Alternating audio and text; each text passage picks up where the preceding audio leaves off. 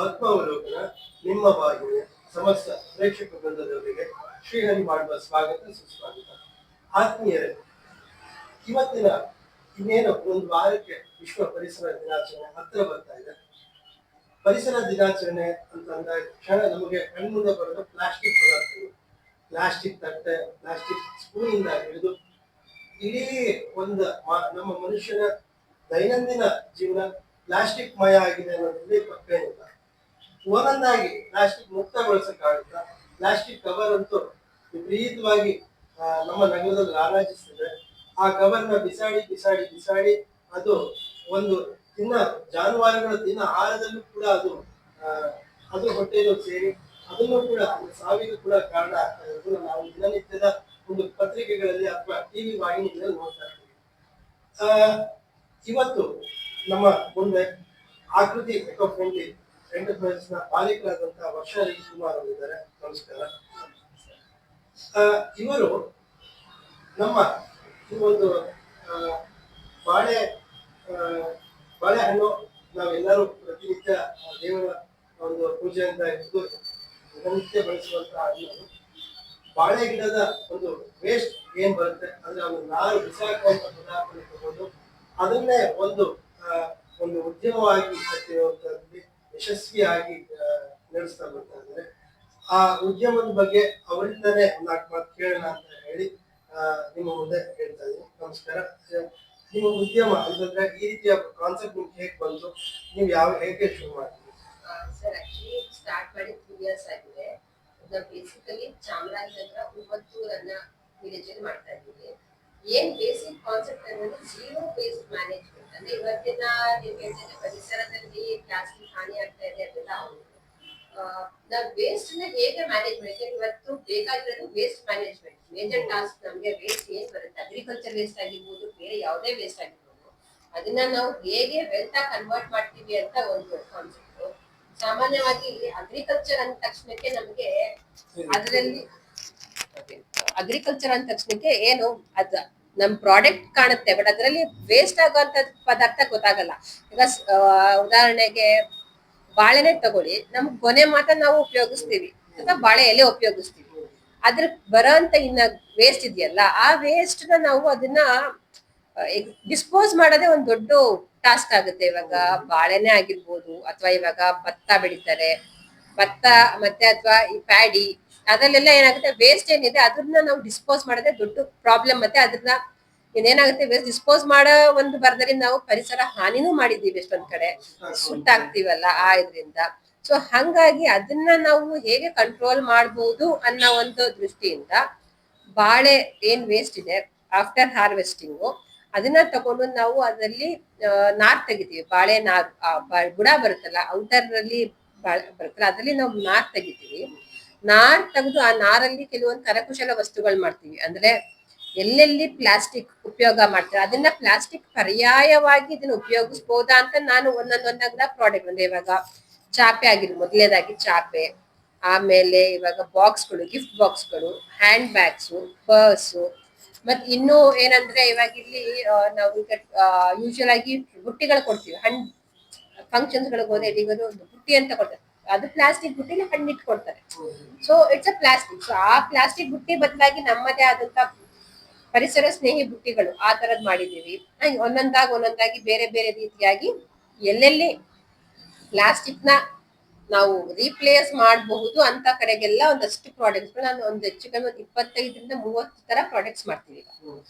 ಅದಲ್ದೇನೆ ಏನಂದ್ರೆ ಇವಾಗ ಬಾಳೆ ಬುಡ ತಗೊಂಡ್ವಿ, ಬಾಳೆ ಬುಡದಲ್ಲಿ ಔಟರ್ ಇಂದ ಫೈಬರ್ ಎಕ್ಸ್ಟ್ರಾಕ್ಷನ್ ಮಾಡ್ತೀವಿ. ಫೈಬರ್ ಎಕ್ಸ್ಟ್ರಾಕ್ಷನ್ ಮಾಡಿದ್ಮೇಲೆ ಆ ಬಾಳೆ ದಿಂಡು ಬರುತ್ತಲ್ಲ, ಒಳಗಡೆ ದಿಂಡು ಒಂದು ಆಹಾರ ಪದಾರ್ಥ. ಅಂದ್ರೆ ಸಾಮಾನ್ಯವಾಗಿ ಹಿಂದೆ ಹಿಂದಿನ ಕಾಲದಲ್ಲಿ ಮನೆಯಲ್ಲಿ ಅದನ್ನ ಉಪಯೋಗಿಸ್ತಿದ್ರು. ಅದನ್ನ ಪಲ್ಯ ಆಗಿರ್ಬೋದು, ಸಾಂಬಾರ್ ಆಗಿರ್ಬೋದು ಮಾಡ್ತಿದ್ರು. ಬಟ್ ಈಗ ಅದನ್ನ ಯಾರು ಮಾಡಲ್ಲ. ಬಟ್ ಆದ್ರೆ ಆರೋಗ್ಯಕ್ಕೆ ಒಳ್ಳೇದು, ಅದ್ರಲ್ಲಿ ಯಥೇಚ್ಛವಾದ ಫೈಬರ್ ಕಂಟೆಂಟ್ ಇರೋದ್ರಿಂದ ತಿನ್ಬೇಕು. ಅಟ್ಲೀಸ್ಟ್ ಯಾವಾಗ್ಲಾರು ಒಂದು ಸಲ ತಿನ್ಬೇಕು ಅದನ್ನ. ಜನ ಎಲ್ಲಿ ಸಿಟಿಗಳಲ್ಲಿ ತಿನ್ನಲ್ಲ, ಸಿಗೋದಿಲ್ಲ. ಸಿಕ್ಕಿದ್ರು ಏನಾಗ್ಬಿಡುತ್ತೆ, ಫ್ರೆಶ್ ಆಗಿರೋ, ಅಂದ್ರೆ ನಾನು ಹೇಳ್ತಿರೋದು ಇವಾಗ ನಾವು ಅಲ್ಲಿ ಕಟ್ ಮಾಡಿ ಅದನ್ನ ಇಲ್ಲಿ ಸಿಟಿಗೆ ತರ ತನಕನೇ ಅದಕ್ಕೆ ಯೂಶುವಲ್ ಆಗಿ ಏನಾಗುತ್ತೆ, ಬಾಳೆ ದಿಂಡು ಕಲರ್ ಚೇಂಜ್ ಆಗ್ತಾ ಹೋಗುತ್ತೆ, ಕಪ್ಪಾಗುತ್ತೆ ತುಂಬಾ ದಿನ ಇಟ್ರೆ. ಸೊ ಕಪ್ಪಾಗದಿರೋದಕ್ಕೆ ಒಂದಷ್ಟು ಕೆಮಿಕಲ್ ಹಾಕಿ ಇರ್ತಾರೆ. ನಮ್ಗೆ ಲೀಚಸ್ ಸಿಗುತ್ತೆ, ಅದು ಅವತ್ ಕಟ್ ಮಾಡಿ ಒಂದ್ 2-3 ದಿನ ಆಗಿರುತ್ತೆ. ಸೊ ನಮ್ಗದು ಇದಾಗಿಲ್ಲ. ಸೊ ಹಂಗಾಗಿ ಆ ದಿಂಡಿನಲ್ಲಿ ನಾವು ಏನ್ ಮಾಡ್ತೀವಿ, ಹಪ್ಪಳ ಮಾಡ್ತೀವಿ, ಬಾಳೆ ದಿಂಡಿದ್ದು ಉಪ್ಪಿನಕಾಯಿ ಮಾಡ್ತೀವಿ, ಬಾಳೆ ಹೂ ಬರುತ್ತಲ್ಲ ಅಲ್ಲಿ ಚಟ್ನಿ ಪುಡಿ ತೊಪ್ಪು ಈ ರೀತಿಯಾಗಿ ಮಾಡ್ತೀವಿ. ಬಾಳೆ ನಾರ್ ಬರುತ್ತಲ್ಲ, ನಾರ್ ಮಾಡ್ಬೇಕಾದ್ರೆ ಎರಡು ವೇಸ್ಟ್ ಬರುತ್ತೆ, ಒಂದು ಸಾಲಿಡ್ ವೇಸ್ಟ್, ಒಂದು ಲಿಕ್ವಿಡ್ ವೇಸ್ಟ್. ಸಾಲಿಡ್ ವೇಸ್ಟ್ ನ ಈಗ ನಾನು ಸಾಲಿಡ್ ವೇಸ್ಟ್ ನ ಗೊಬ್ಬರ ಕನ್ವರ್ಟ್ ಮಾಡ್ತಾ ಇದ್ದೀನಿ. ಲಿಕ್ವಿಡ್ ವೇಸ್ಟ್ ಬಂದು ಆರ್ಗ್ಯಾನಿಕ್ ಸೋರ್ಸ್ ಆಫ್ ಪೊಟ್ಯಾಶ್, ಅಂದ್ರೆ ನಮಗೆ ಪರಿಸರದಲ್ಲಿ ಆರ್ಗ್ಯಾನಿಕ್ ಆಗಿ ಸಿಗುವಂತ ಪೊಟ್ಯಾಶ್ ಅಂಶ.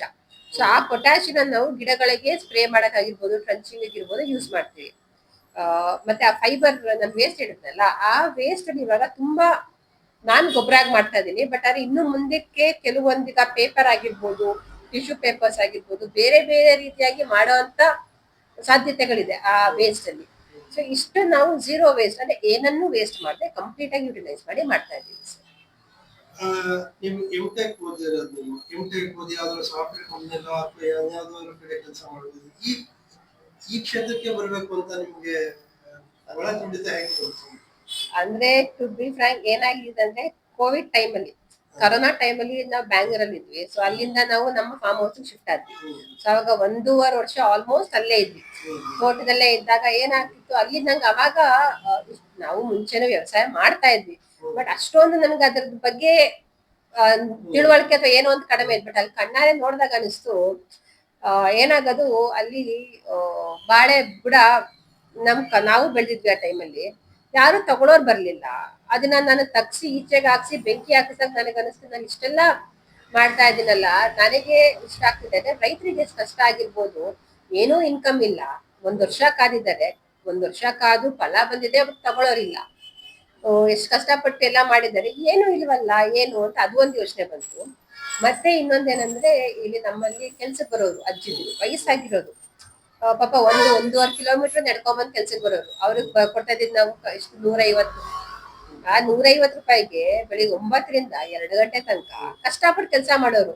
ಸೊ ಅವಾಗ ಅನಿಸ್ತಿತ್ತು ಇಲ್ಲಿ ಒಂದು ಸ್ಮಾಲ್ ಸ್ಕೇಲ್ ಏನಾದ್ರು ಒಂದು ಇಂಡಸ್ಟ್ರಿ ಅಂತ ಮಾಡಿದಾಗ ಇಲ್ಲಿ ಒಂದಷ್ಟು ಜನ ಮಹಿಳೆಯರಿಗೂ ಕೆಲಸ ಕೊಟ್ಟಂಗ ಆಗುತ್ತೆ.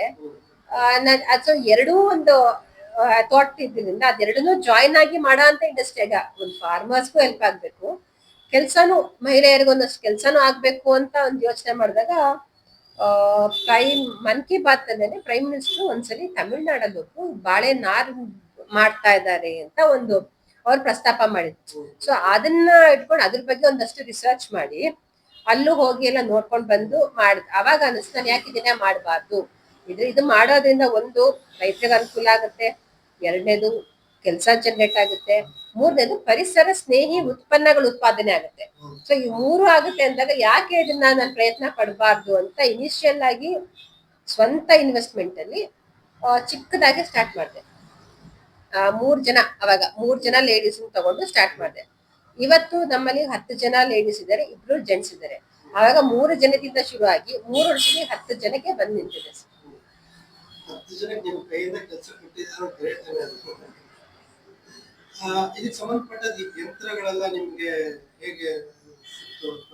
ಅದ್ರ ಬಗ್ಗೆ ಅಂದ್ರೆ ಸರ್ ಇವಾಗ ಇಲ್ಲಿ ನಾವು ಮೇಜರ್ ಆಗಿ ಎಕ್ಸ್ಟ್ರಾಕ್ಷನ್ ಬಾಳೆ ನಾರನ್ನ ತೆಗಿಯೋಂತ ಎಕ್ಸ್ಟ್ರಾಕ್ಷನ್ ಮಿಷಿನ್ ಅದನ್ನ ನಾನು ಕೊಯಮತ್ತೂರಿಂದ ತಂದಿದ್ದು. ಆಮೇಲೆ ನಾವೇನ್ ಮಾಡ್ತೀವಿ, ವೀವ್ ಮಾಡ್ತೀವಿ, ಕೈಮಗ್ಗ. ಈಗ ಹಳೆ ಕಾಲದಲ್ಲೆಲ್ಲ ಕೈಮಗ್ಗ ಇತ್ತಲ್ಲ, ವೀವಿಂಗ್ ಮಾಡಿ ಸ್ಟಿಚಿಂಗ್ ಮಿಷಿನ್ ಅಲ್ಲಿ ಪ್ರಾಡಕ್ಟ್ಸ್ ಆಮೇಲೆ ಕೈಯಲ್ಲೆಲ್ಲ ಸ್ಟಿಚ್ ಮಾಡೋದು ಮಾಡ್ತೀವಿ. ಅದೇ ನಾನು ಹೇಳಿದೆ ನಾನು ಸ್ವಂತ ಇನ್ವೆಸ್ಟ್ಮೆಂಟ್ ಇಂದ ಸ್ಟಾರ್ಟ್ ಮಾಡಿದ್ದು ಅಂತ.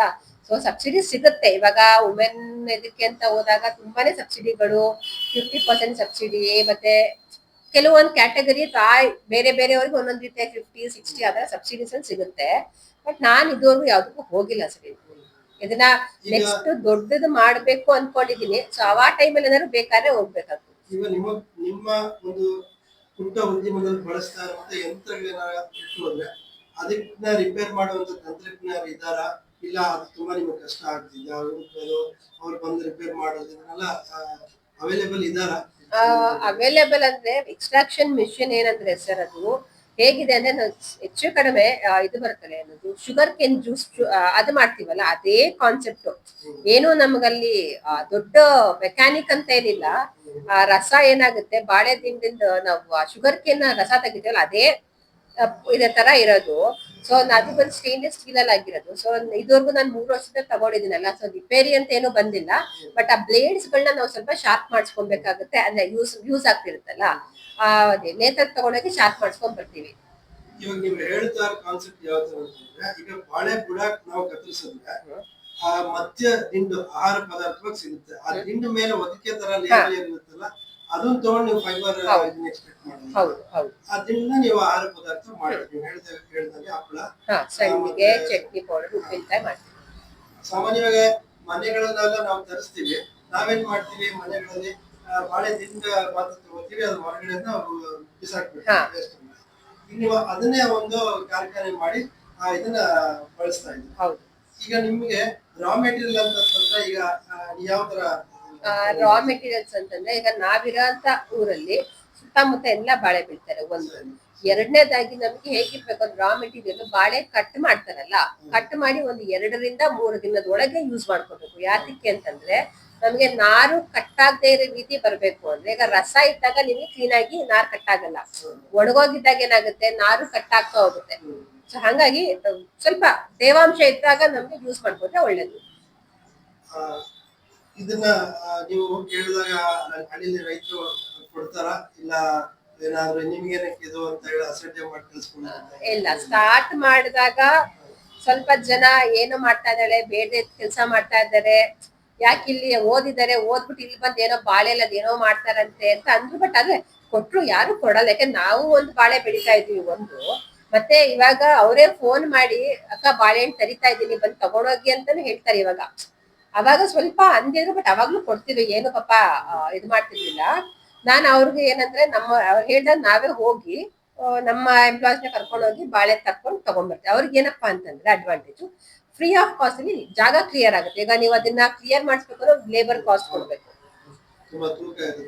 ಅದನ್ನ ಎತ್ತಿ ಇನ್ನೊಂದ್ ಕಡೆ ಹಾಕ್ಸ್ಬೇಕು. ಸೊ ಲೇಬರ್ ಕಾಸ್ಟ್ ಅವ್ರಿಗೆ ರೈತರಿಗೆ ಉಳಿಯುತ್ತೆ ಒಂದು. ಅಥವಾ ನಾನು ಹಾಗೂ ಏನಂದ್ರೆ, ಅಕಸ್ಮಾತ್ ಯಾರು ನನಗೆ ಅವರೇ ತಂದ್ ಕೊಡೋದಿದ್ರೆ ತಂದ್ ಕೊಡಿ ಅಂತ ಹೇಳ್ತೀನಿ. ಬಟ್ ಆಲ್ಮೋಸ್ಟ್ ನಾವ್ ಸುತ್ತಮುತ್ತ ನಮ್ ನಿಯರ್ ಬೈ ಇರೋದು ನಾವೇ ಹೋಗಿ ತಗೊಂಡ್ಬರ್ತೀವಿ. ಅಂದಾಜು ಒಂದು ತಿಂಗಳಿಗೆ ಎಷ್ಟು ಬೇಕಾಗುತ್ತೆ? ಅಂದಾಜು ಒಂದು ತಿಂಗಳಿಗೆ ನನಗೆ ಇವಾಗ ಸ್ಮಾಲ್ ಸ್ಕೇಲ್ ಆಗಿರೋದ್ರಿಂದ ಒಂದು 500 ರಿಂದ 600 ಕೂಡ, ಅಂದ್ರೆ 500 ರಿಂದ 1000 ವಿತಿನ್ 1000 ಸ್ಟೆಮ್ಸ್ ನಾವು ಮಾಡ್ಕೊಂತೀವಿ. ಈಗ ನಿಮ್ಮ ಮಾಡ್ತಾರಂತ ಉತ್ಪನ್ನಗಳ ಒಂದು 30ಕ್ಕೂ ಅಧಿಕ ವೆರೈಟಿ ಅಂತ ಹೇಳಿದ್ರೆ, ಜನ ಅದನ್ನ ಇಷ್ಟಪಟ್ಟು ಬಳಸುವ ಜಾಸ್ತಿ ಆರ್ಡರ್ ಇಂತದಕ್ಕಿದೆ ಅಂತಂದ್ರೆ ಯಾವ ಉತ್ಪನ್ನ? ಆರ್ಡರ್ ರಿಟರ್ನ್, ಇವಾಗೆಲ್ಲ ರಿಟರ್ನ್ ಗಿಫ್ಟ್ಸ್ ಅಂದ್ರೆ, ಈಗ ಮುಂಚೆ ಎಲ್ಲ ಪ್ಲಾಸ್ಟಿಕ್ ತಟ್ಟೆ ಅಥವಾ ಸ್ಟೀಲ್ ತಟ್ಟೆ ಎಲ್ಲ, ಇವಾಗೆಲ್ಲ ರಿಟರ್ನ್ ಗಿಫ್ಟ್ ಅಂದ್ರೆ, ಈಗ ಬಾಕ್ಸ್ ಆಗಿರ್ಬೋದು, small boxes type, bangle box, ಆತರ ಮದ್ವೆಗೆ ಅಥವಾ ಬರ್ತ್ಡೇಗೆ, ಈಗ ಮಕ್ಕಳಿಗೆ ಗೇಮ್ ಬೋರ್ಡ್ಸ್ ಆಗಿರ್ಬೋದು, ಚಾಕ್ಲೇಟ್ಗೆ ಈಗ ಚಾಕ್ಲೇಟ್ ಬಾಕ್ಸ್ ತರ ಕೊಡ್ತಾರಲ್ಲ, ಚಾಕ್ಲೇಟ್ಸ್ ಎಲ್ಲ ಹಾಕಿ ಪ್ಲಾಸ್ಟಿಕ್ ಎಲ್ಲ ಹಾಕಿ, ಅದ್ರ ಡಿಫ್ರೆಂಟ್ ಬಾಕ್ಸ್ ಗಳು ಮೇಜರ್ ಆಗಿ ಬ್ಯಾಂಗಲ್ ಬಾಕ್ಸು, ಅದು ಬಿಟ್ಟರೆ ಸ್ಮಾಲ್ ಬಾಕ್ಸು, ಮಕ್ಕಳಿಗೆ ಚೌಕಾಬಾರ, ಈಗ ಚೌಕಾಬಾರ ಮ್ಯಾಟ್ ಮಾಡಿದೀವಿ. ಸೊ ಆತರ ಅದು ಸ್ವಲ್ಪ ಹೋಗುತ್ತೆ ಸರ್. ನಿಮ್ಮ ಅಂತಂದ್ರೆ, ಈಗ ನೀವು ಉದ್ಯಮ ಶುರು ಮಾಡಿ 3 ವರ್ಷ ಅಂತ ಹೇಳ್ತೀರಿ, ನೀವು ಇನ್ವೆಸ್ಟ್ ಮಾಡೋದಕ್ಕಿಂತ ಆದಾಯ ನೋಡಿದ್ದೀರಾ, ಇಲ್ಲ ಆದಾಯ ನಿರೀಕ್ಷೆ ಇದ್ರೆ? ಅಂದ್ರೆ ಆದಾಯ ಅಂದ್ರೆ ಇಲ್ಲಿ ಏನಂದ್ರೆ, ನನಗೆ ತುಂಬಾ ಯಥೇಚ್ಛವಾಗಿ ಆದಾಯ ಇಲ್ಲ ಸರ್. ಅಂದ್ರೆ ಇವಾಗ ಏನ್ 10 ಜನ ಲೇಬರ್ಸ್ ಇದ್ದಾರೆ, 10+2 ಅಷ್ಟು ಜನಕ್ಕೆ ಮೇಂಟೈನ್ ಮಾಡ್ಕೊಂಡು ನನಗೆ ಸ್ವಲ್ಪ ಎಲ್ಲೋ ಒಂದ್ ತಿಂಗಳು ಜಾಸ್ತಿ ಸಿಗ್ಬೋದು, ಒಂದ್ ತಿಂಗಳು ಕಡಿಮೆ ಸಿಗ್ಬೋದು. ಕಂಪ್ಲೀಟ್ ಆಗಿ ಇಷ್ಟೇ ಆದಾಯ ಇದೆ ಅಂತ ಇಲ್ಲ. ಬಟ್ ಮೇಂಟೈನ್ಗೆ ಏನ್ ತೊಂದರೆ ಇಲ್ಲ ಸರ್, ಮೇಂಟೈನ್ ಆಗ್ತಾ ಇದೆ. ಮತ್ತೆ ಸ್ವಲ್ಪ ಏನಂತಾರೆ, ಅದನ್ನ ಇನ್ನೊಂದಷ್ಟು ಜನಕ್ಕೆ ಕೊಡಕ್ಕೂ ಏನ್ ತೊಂದರೆ ಇಲ್ಲ ಸರ್, ಕೆಲಸ ಮಾಡಿಸ್ಲಿಕ್ಕೆ. ಅಂತಂದ್ರೆ ಯಶಸ್ವಿಯಾಗಿ ಒಂದು ಮಹಿಳಾ ಉದ್ಯಮಿ ಆಗಿದ್ದೀರಾ, ಸಾಕಷ್ಟು ಸಂಸ್ಥೆಗಳಲ್ಲಿ ಹೋಗಿ ಇದ್ರ ಬಗ್ಗೆ ಭಾಷಣಗಳು ಮಾಡಿದ್ರ, ನಾನಂತೂ ನೋಡಿದ್ದೀನಿ. ಟಿವಿಲೂ ಕೂಡ ಸಂದರ್ಶನ ಮಾಡಿ, ಚಂದ್ರನ ಟಿವಿಲೆಲ್ಲ ನಿಮ್ ಸಂದರ್ಶನ ತುಂಬಾ ನೋಡಿದ್ದೀನಿ. ಅಲ್ಲಿ ಆದ ಅನುಭವಗಳನ್ನ ಅಂದ್ರೆ ಮುಂಚೆ ನನಗೆ ನಾನು ಮಾಡಿದಾಗ ಯಾರು ಅದ್ರ ಬಗ್ಗೆ ಏನೂ ಗೊತ್ತಿರ್ತಿಲ್ಲ, ಸ್ವಂತ ನಮ್ಮ ಊರಲ್ಲೇ ಯಾರಿಗೂ ಗೊತ್ತಿರ್ಲಿಲ್ಲ. ಆಮೇಲೆ ಯಾವಾಗ ಸ್ವಲ್ಪ ಒಂಚೂರು ಗೊತ್ತಾಗಕ್ ಶುರು ಆಯ್ತು, ಕೆಲವೊಂದು ಇದರಲ್ಲಿ ನಮಗೆ ಕರೆದು ನೀವು ಜನಗಳಿಗೆ ಅವೇರ್ನೆಸ್ ಕ್ರಿಯೇಟ್ ಮಾಡಿ. ಯಾಕೆಂದ್ರೆ ಇವತ್ತು ಮೇಜರ್ ಆಗಿ ಬೇಕಾಗಿರೋದು ಅವೇರ್ನೆಸ್, ಅವ್ರಿಗೆ ಅದ್ರ ಬಗ್ಗೆ ತಿಳುವಳಿಕೆ ತಿಳಿಸ್ಬೇಕು ಅಂತ. ಇವಾಗ ನಮ್ಮ ಮೈಸೂರು ಮಹಾರಾಣಿ ಕಾಲೇಜ್ ಆಗಿರ್ಬೋದು, ಮತ್ತೆ ರಾಮನಗರದಲ್ಲಿ ಗವರ್ಮೆಂಟ್ ಕಾಲೇಜ್ ಇದೆ ಅಲ್ಲ, ಅವರಲ್ಲಿ ಒಂದು ಸರ್ಟಿಫಿಕೇಶನ್ ಕೋರ್ಸ್, ಅಂದ್ರೆ ಮಕ್ಕಳಿಗೆ ಎಜುಕೇಶನ್ ಜೊತೆಗೆ ಎಕ್ಸ್ಟ್ರಾ ಅವ್ರ ಅಕಸ್ಮಾತ್ ಆಫ್ಟರ್ ದೇರ್ ಎಜುಕೇಶನ್ ಏನಾದ್ರು ಒಂದು ಮಾಡ್ಬೇಕು ಅಂದ್ರೆ ಅವ್ರ ಸರ್ಟಿಫಿಕೇಶನ್ ಕೋರ್ಸ್ ಅಂತ ಮಾಡ್ತಾರೆ. ಸೊ ಅದಕ್ಕೆ ನಮ್ಮ ಕಂಪ್ನಿ ಜೊತೆ ಅವ್ರ ಜೊತೆ ಟೈಅಪ್ ಆಗಿದೆ.